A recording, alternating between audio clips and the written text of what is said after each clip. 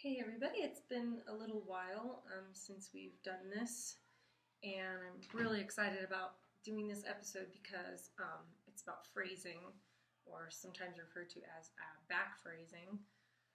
Um, there are so many videos of voice lessons online. I mean, you can just find thousands of them. So, if you find another one that's more helpful, look around at all of them actually, because no video can cover kind of everything, and everybody has a different approach and a different way of explaining things. So maybe the way I'm explaining stuff isn't helping you, or you just need some further ideas or just a different perspective. So you know look at them all. I hope you're figuring out how to warm up. Again, you don't have to warm up for a long time. This is not something that you have to do for 20, 30 minutes and exhaust yourself. You can warm up for 5 minutes. I mean, even a little bit is better than nothing. Something that I do, even like in the band that I'm singing with now, when they're kind of tuning instruments, I'll just start going, ah, they kind of look at me like, what is she doing? I mean, they know now, but you feel kind of foolish, but and I like to kind of create a lot of pressure here. I feel like it opens up my sinus cavity.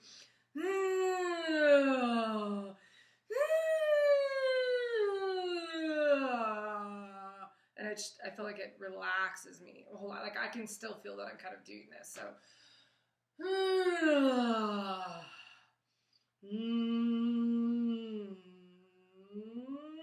and so I'll just do humming.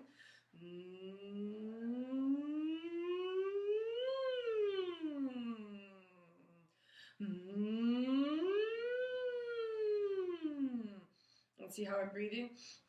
I'm taking that breath. I'm not going, I'm not doing that.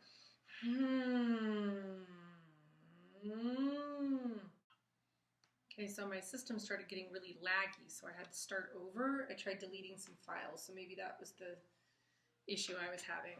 Anyway, we're going to start warming up. Like I said, we kind of stretched out a little bit. We did a couple of yawns, and we've been starting on G.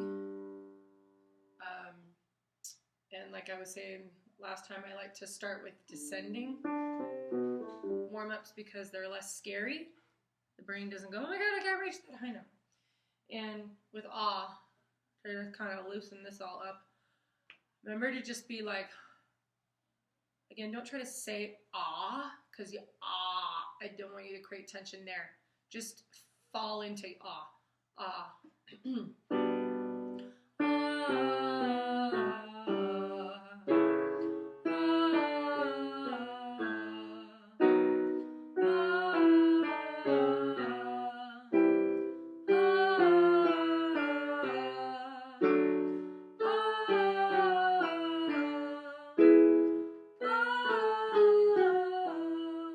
This might be a good time to come up with a new vocabulary word.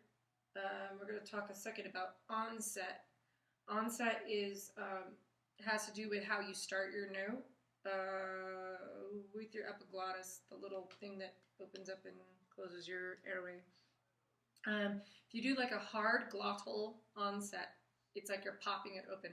Ah, apple, apple. If you're doing a soft onset, there's almost like an H sound in front of it. Apple, apple. It's almost like you're saying apple, apple. Doing a really soft onset.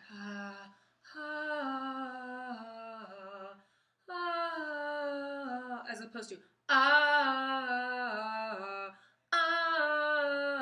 mean, I'm exaggerating a little bit because I want you to hear it's like a or it's like a you're just kind of like letting the air fall out. Then there's medium or middle onset.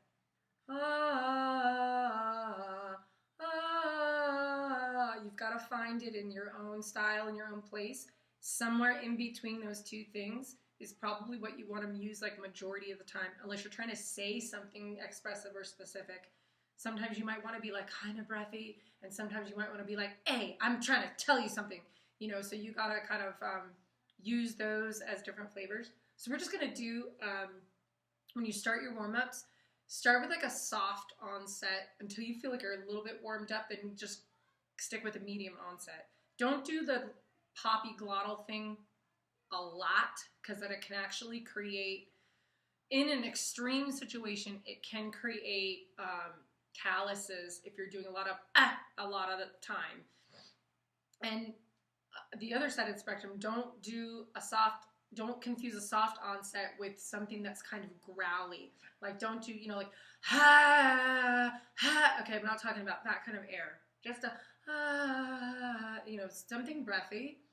You're keeping your vocal cords kind of separated, and you're allowing a lot of air. So they're really kind of like vibrating very softly. When I say softly, I mean like they're hitting each other softly, not like they're going slowly. I mean, you still are creating whatever pitch, G might be. And if you're doing a glottal, they're actually like banging together when you kind of do that. So we don't want to do that too much. We don't want to do over breathiness stuff too much.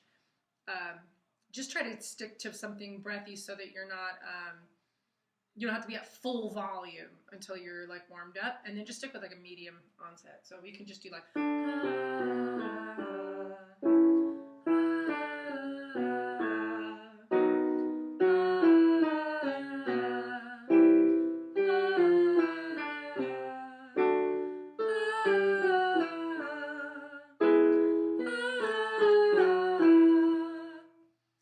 do that a couple times, and maybe try to go like a medium volume. So not but just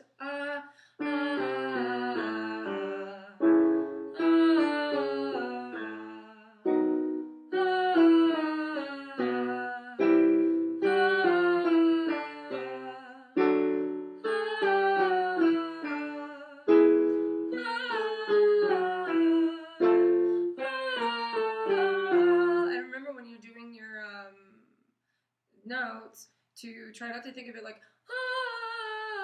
it's more okay. It's gonna keep you calm, you're less panicky. Okay, all right. So now we're gonna learn. So this is one that you may have remembered from like elementary or middle school. So when you're doing an M, it's easy to kind of get stuck on the M. So you have to get kind of close and open quickly so that we hear your volume, and you're not just lingering on the Not that that's bad. I mean, that could be helpful in warming up, getting warm. But this is kind of an articulation thing. It's just not a lot of the plosive sounds. We're not using like the ch, th, ch. We're not using that kind of stuff. Maybe it's a memory exercise too at some point, because it is a little difficult to remember, like kind of in the beginning, but you'll get better at it.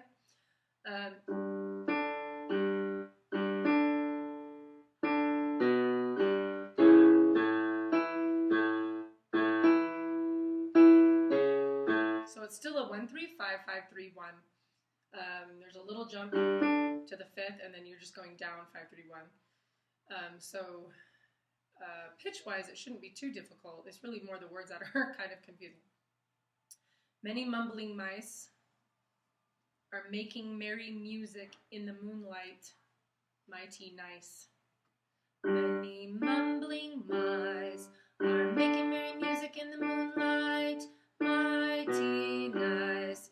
Okay, so the point is to stay on the beat, sing the line, kind of almost in, well, maybe not in a musical theater style, but make sure that we can understand what you're saying. Get your articulator moving quickly, and try very hard to stay on pitch and hit those 5-3-1s.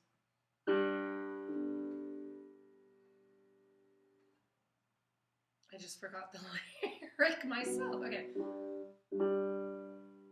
There we go. Many mumbling mice. Many mumbling mice are making merry music in the moonlight. See, I already messed up. Let's start over. I said making murky music. Well, murky music would be kind of, I don't know, that would be sad. Okay.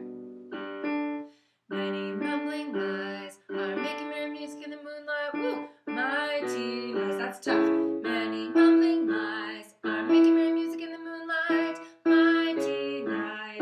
Many mumbling mice are making merry music in the moonlight. Mighty nice. Many mumbling mice are making merry music in the moonlight. Mighty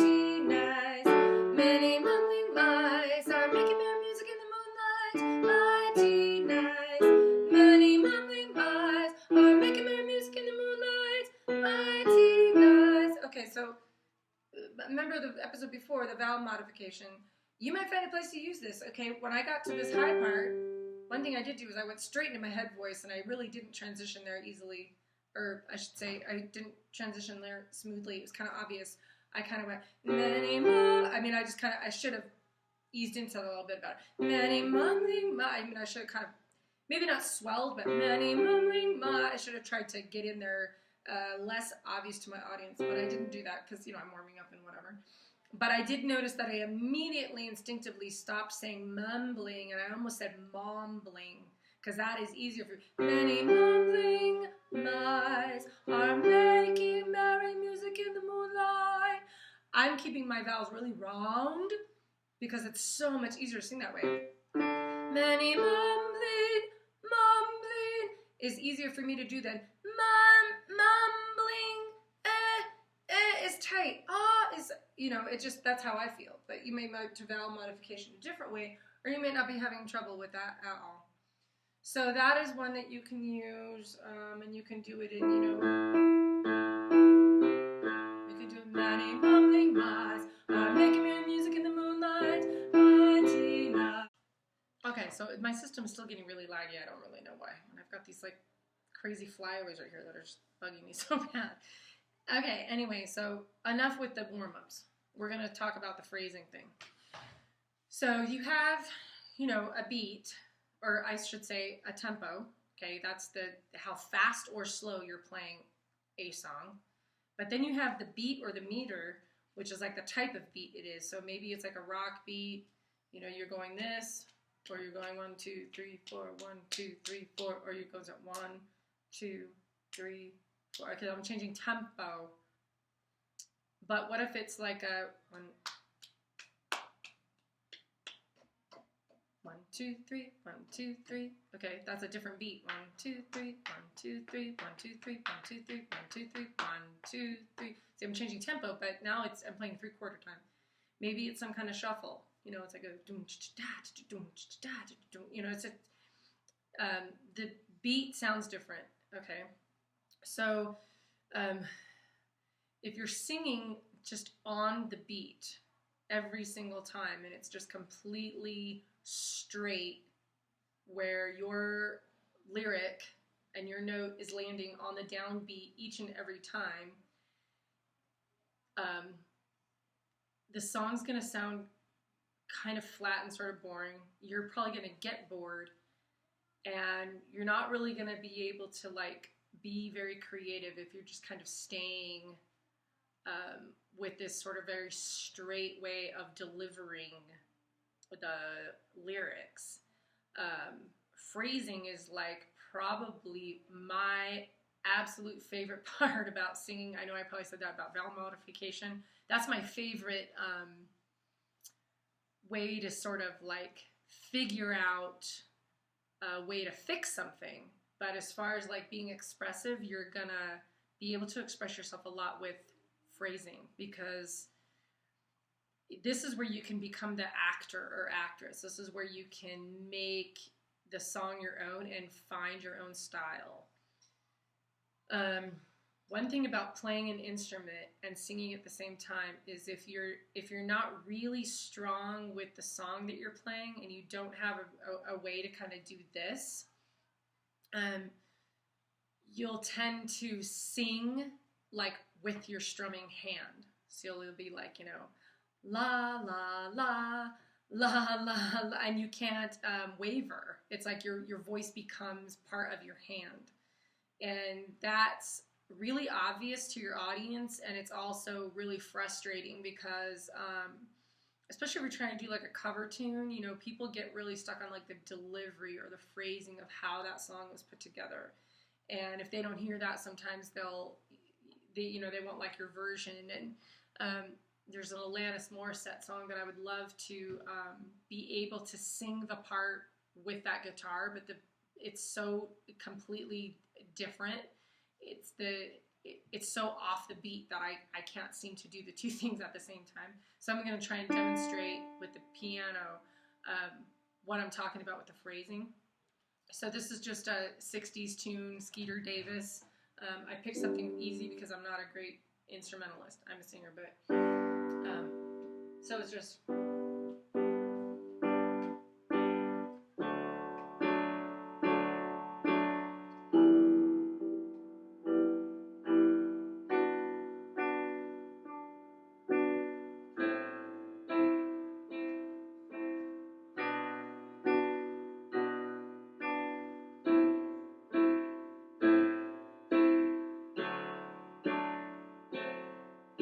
Okay, so it's just 1, 2, 3, 4, 1, 2, 3, 4.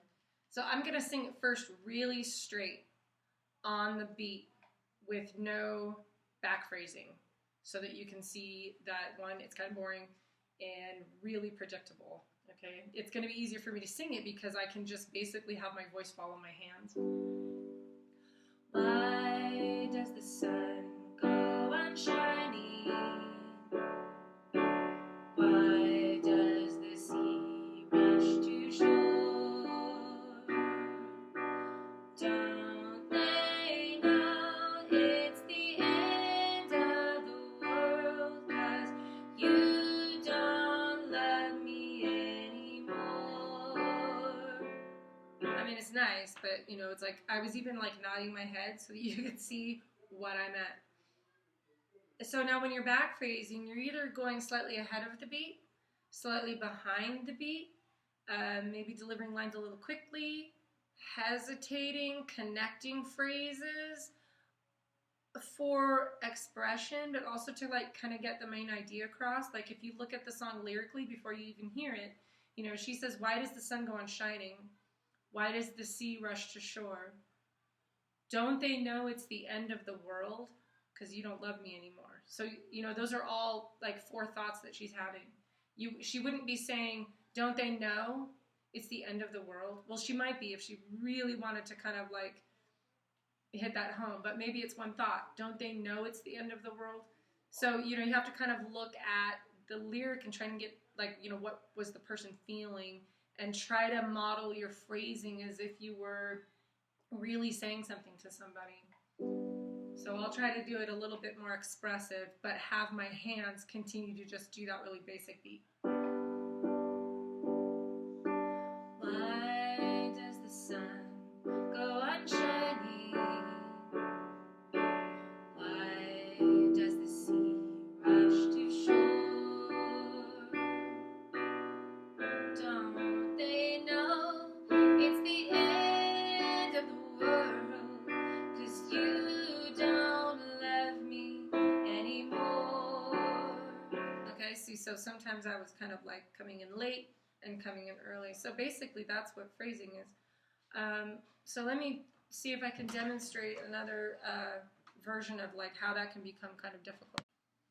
Okay, to show you where phrasing can get you into trouble, especially when you're trying to play an instrument and sing at the same time, it can be pretty difficult.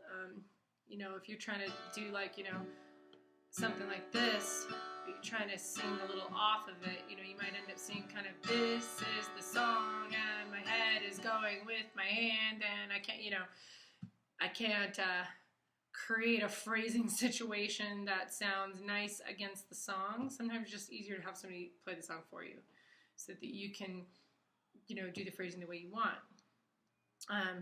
This is a song that I can't even really play that well anyway, but I'm gonna let you watch me kind of like trip up, because it's definitely like my hands doing one thing and my voice is doing a totally different thing.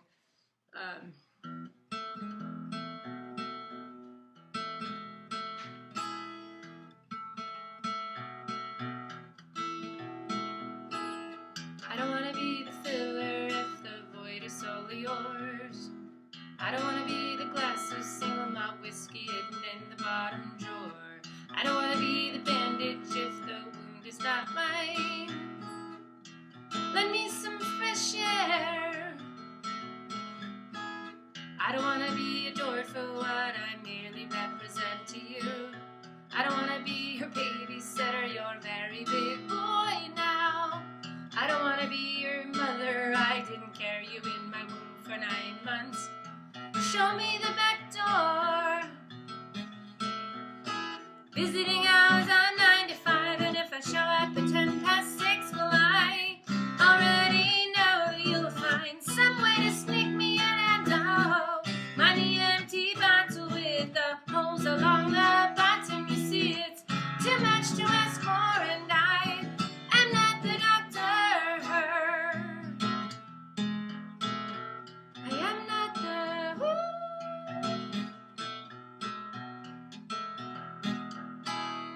you get what I'm saying? Is like this is happening.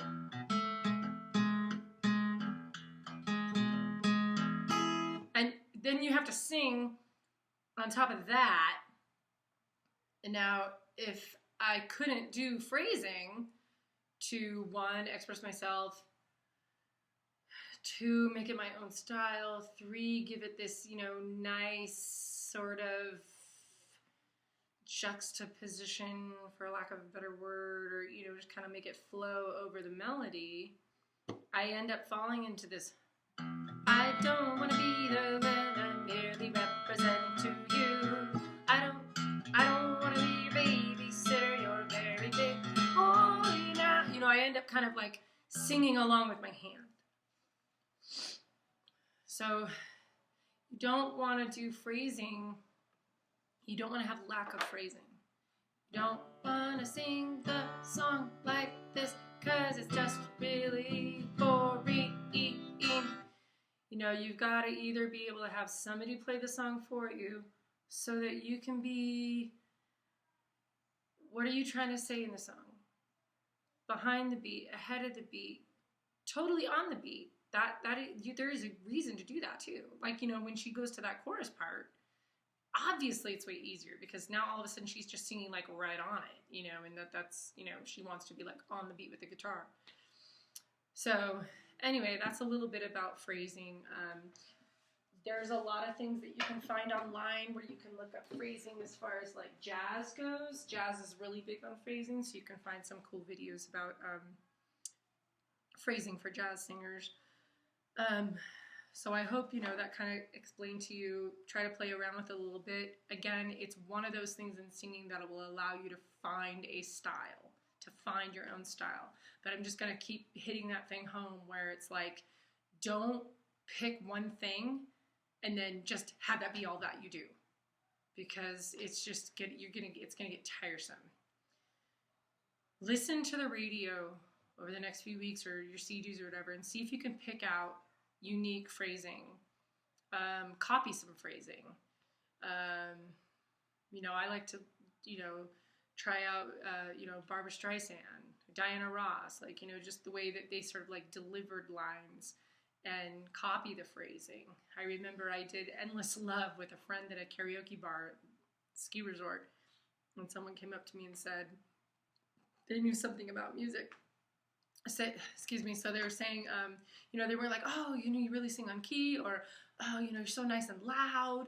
No, they came up and they said, wow, your phrasing was exactly like the way she did it. Because I copied her. Like, I knew when she waited, and I knew when she got ahead of the beat, and I just completely copied her. Copying singers is how you can learn a lot of stuff. Volume, your air, listen to the breath, the phrasing, the vowel modification. So for the next episode, I wanted to do, maybe it would be really fun just to cut, even though it's not really on the topic of singing, how to write a song. Because I know a lot of people want to know how to write a song. Like, how do I even start? Like, is this something I can do? It is something that you can do. And I just thought, I'll just get online and I'll just write an original song, and I'll just kind of like walk you through like the process that I use to write music. And we'll just kind of tie in some music theory in there too. And so till next time, bye.